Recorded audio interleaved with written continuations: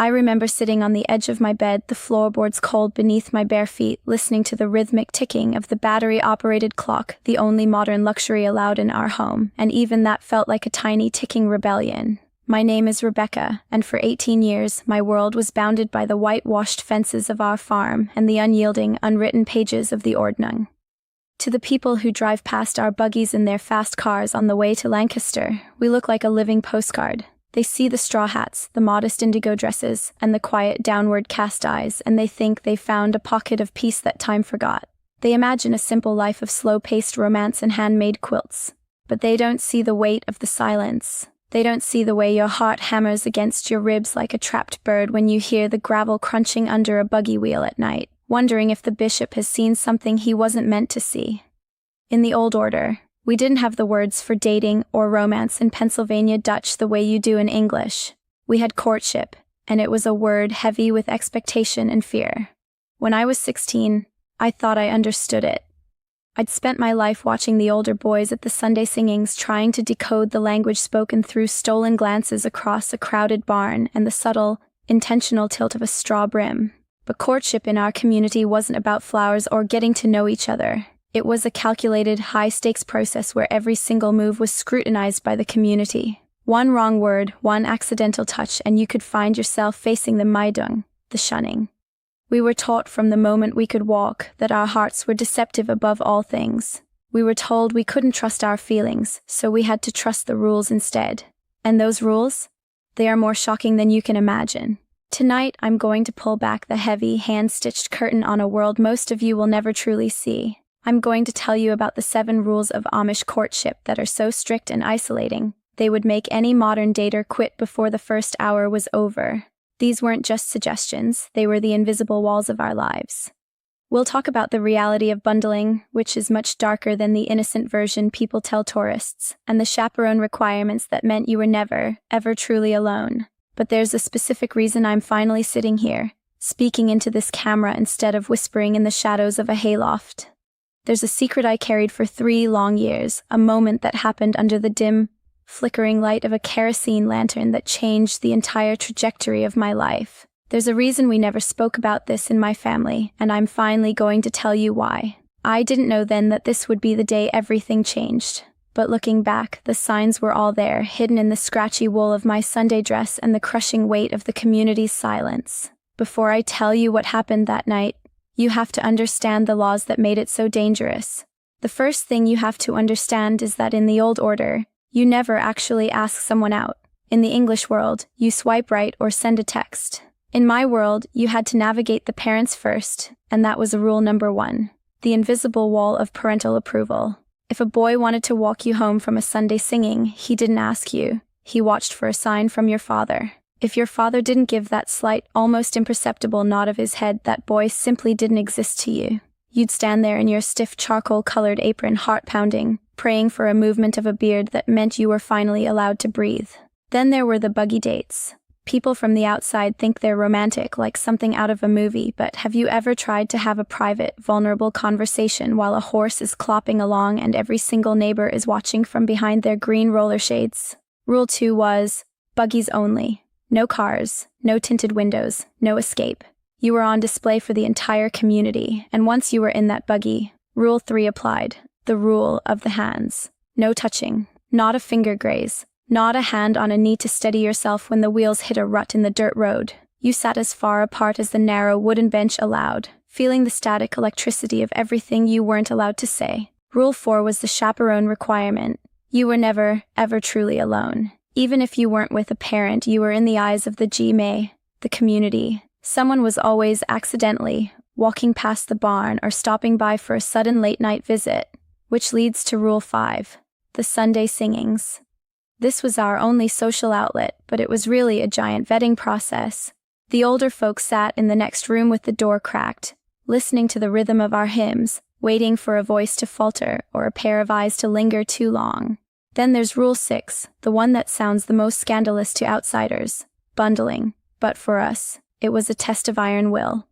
Imagine being told you can lie in a bed with a boy, but you're both fully clothed, sometimes separated by a wooden bundling board, or even sewn into bundling sacks.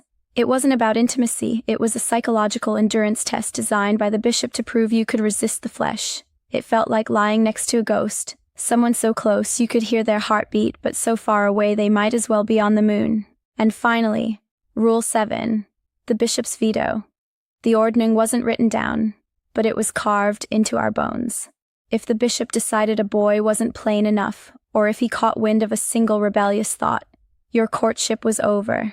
No explanation, no closure, just a crushing silence that swallowed your future whole.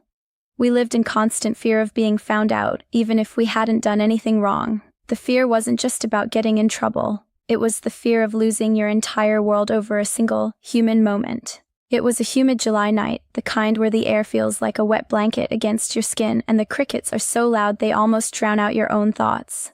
I was 19 and I had been seeing Levi for nearly 6 months. To the community, we were the perfect pair, quiet, hard-working, obedient. We followed every rule of the ordning to the letter, but behind the closed doors of our hearts, we were spinning. Levi was different. He didn't just talk about the harvest or the price of oats. He talked about the stars, wondering if they looked the same from the cities we were told to fear. One night, after a singing at the Miller farm, Levi took the long way home. This was already a subtle violation of the rules.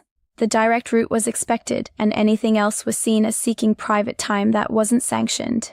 We stopped the buggy under the skeletal branches of an old oak tree, far enough from the main road that the lanterns of other passing buggies wouldn't catch us. We sat there in that heavy, humid silence, the horse huffing softly in the dark. It was the first time I felt the invisible walls of our world starting to crack. Levi reached into his pocket, a place where only a handkerchief or a pocket knife should be, and pulled out something small and shiny. My heart stopped. It was a radio, a forbidden object, a piece of the English world brought into our sacred plain space. He turned it on, the volume so low I had to lean in until the stiff brim of my bonnet brushed his shoulder.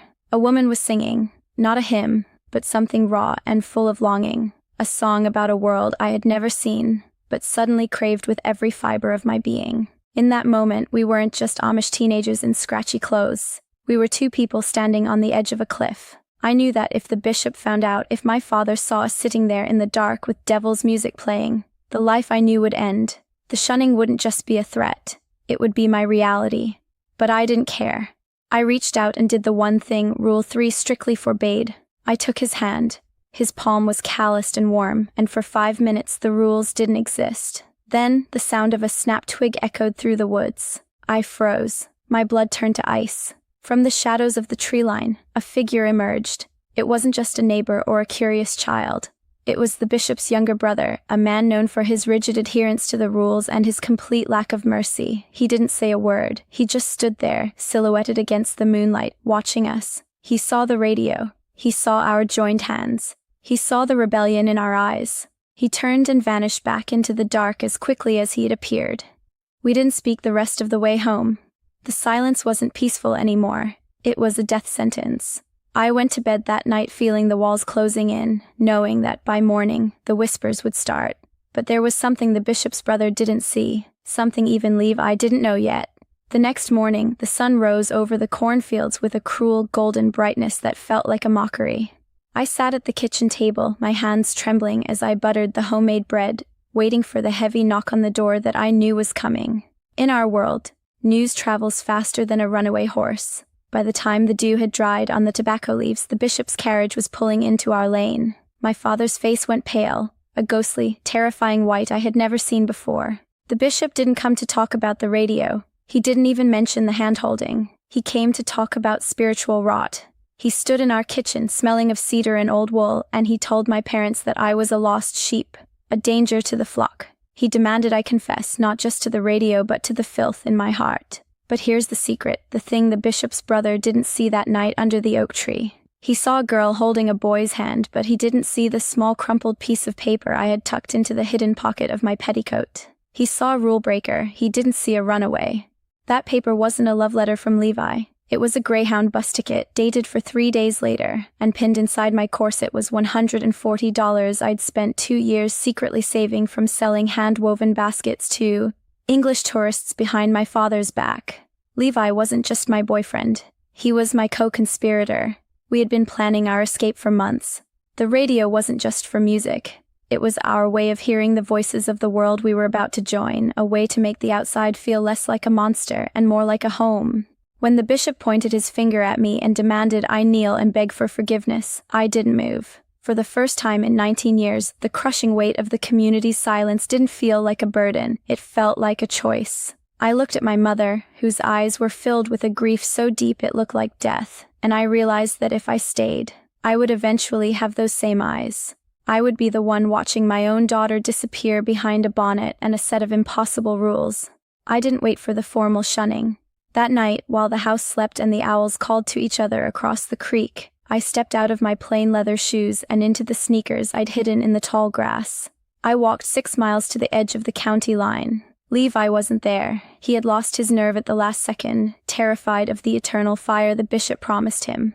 I had to leave the only boy I had ever loved behind in the dark. Today, I wear what I want. I speak my mind. I don't have to ask a man for permission to breathe. But sometimes, when I'm sitting in my apartment and the city is loud outside my window, I still feel that scratchy wool against my skin. I still feel the ghost of that silence. I tell these stories because there are still girls sitting on the edge of their beds tonight, listening to the ticking of a battery-operated clock and wondering if they are alone. You aren't. If you want to hear more about what happened the day I finally stepped off that bus, and how I rebuilt my life from nothing, hit that subscribe button. There is so much more to tell, and I'm finally ready to speak.